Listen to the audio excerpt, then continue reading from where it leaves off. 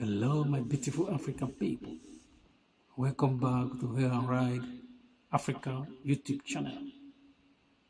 Today we are talking about Uganda. The Ugandan Constitutional Court have upheld their law on LGBTQ. I don't want to use the language of mainstream media. I don't want to call it anti-LGBTQ law,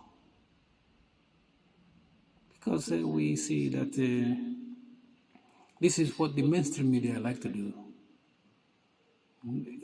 If you are saying something in your own word, the way you put it, they will turn it around and try to present their own view. Like when you say that you are pro-life, instead of them reporting you as a pro-life, they will say that you are anti-abortion,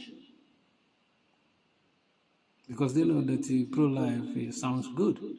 But when they put anti-something there, they will say people that are on the fence might think this is negative stuff. You have a negative view, but you are the one that have a positive view because you are in support of life.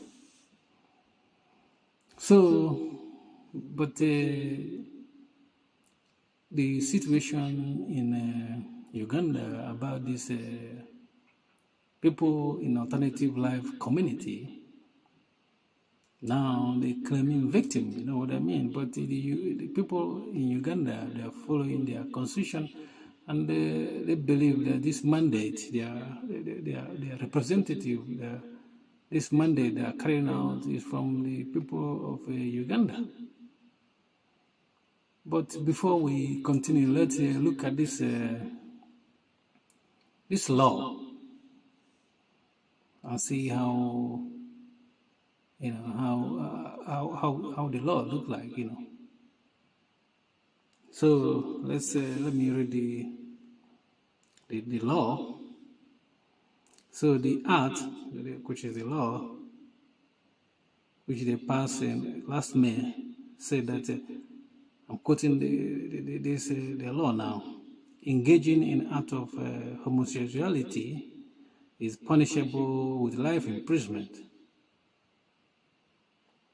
And the people that live in the West, they would think that this is a very harsh law, you know what I mean? And it doesn't stop there. The law also imposes that the death penalty, for which is called aggravated homosexuality, including sexual relations involving people affected with HIV, as well as with people categorized as vulnerable, including minors and elderly. And this law, as it is, most of the Western media consider it as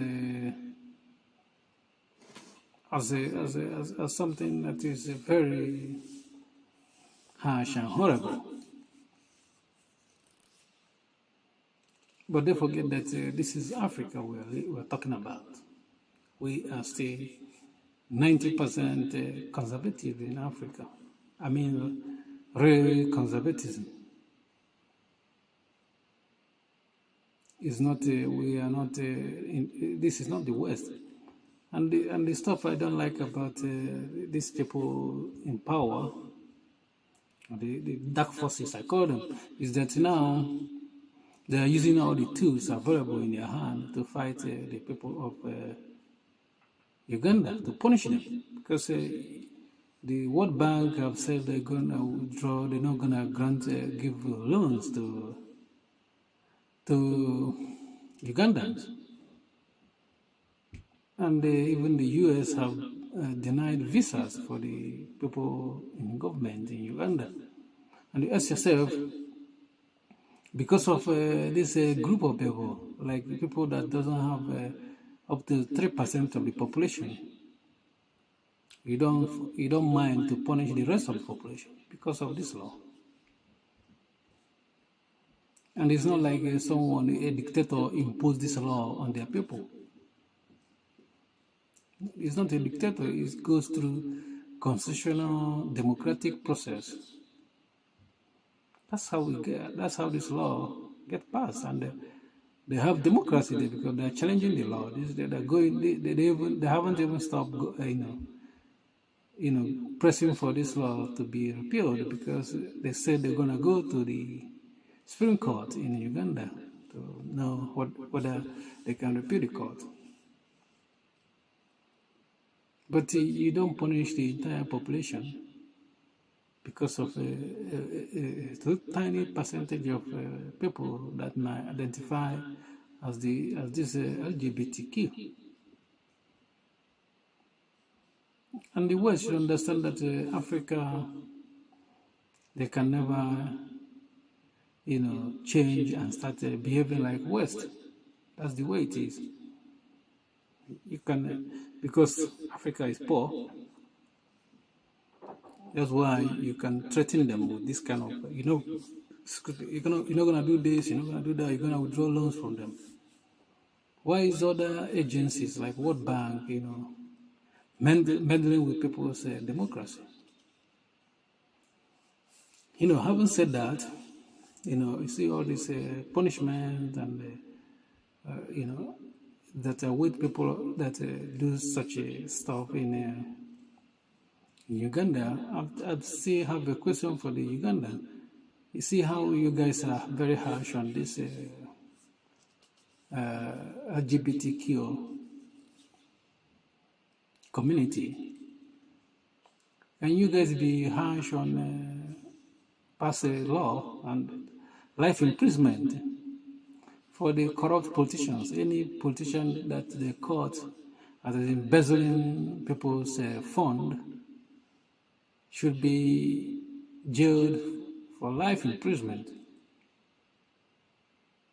I think you can't just choose to pass law on this and doesn't pass law on corruption, because in Uganda there's corruption in Uganda, that's for sure. And we should be serious with fighting corruption in Africa by imposing this type of law we see with this community, this alternative life community. Why can't you guys impose this law on corruption, on corrupt people, so that people are not gonna be immersed in corruption in Africa? I think if this law is passed with people, if you are caught in corruption, embezzling people's public fund in Uganda will be a nice place, or they will get rid of corruption. But I know they're not going to do that. That's when the hypocrisy comes in. Because you propose this law, which I have nothing to say about the law. It's the law of the land, they have right to do whatever they want. But I'm interested in corruption, eradicating corruption in Africa. So if they can copy this penalty, they put this on, they transfer it to the corruption side, it's gonna be nice. And the corruption we seize in Uganda, so that all these people who have the resources of the people will be used on the people, not going outside to buy houses. And the stuff about the law they pass there is they have the right to pass the law, and there's nothing the West can do to stop them, even if they impose they already started imposing some restriction and sanction on them. Nothing they're gonna do to them to change their mind. And I think the West should